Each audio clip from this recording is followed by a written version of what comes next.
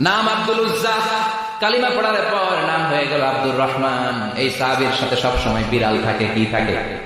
জাহিলি যুগে নাম ছিল আব্দুল উজ্জা। উজ্জা একটা মূর্তির নাম, এই মূর্তির গোলাম। ইসলাম ধর্ম গ্রহণের পরে নাম রাখলো আব্দুর রহমান। কার গোলাম? জোরে বলে। আব্দুর রহমান হওয়ার পরে এই সাহাবা সব সময় বিড়াল নিয়ে ঘুরে। মসজিদে আসলেও কাঁধে বিড়াল, মাঝে মাঝে জামার আস্তিনের ভিতরে বিড়াল, মাঝে মাঝে পকেটে বিড়াল লইয়া নামাজ পড়ে। সুবহানাল্লাহ। বিশ্বনবী একদিন মজা করে আব্দুর রহমান নামক ওই সাহাবীটারে ডাক দিয়ে বললেন, ও বিড়ালের বাবা, ইয়া আবা হুরাইরা, হে বিড়ালের বাবা। সুবহানাল্লাহ পড়ে। আবু হুরায়রা কয়, বিশ্বনবী বলছে বিড়ালের বাবা।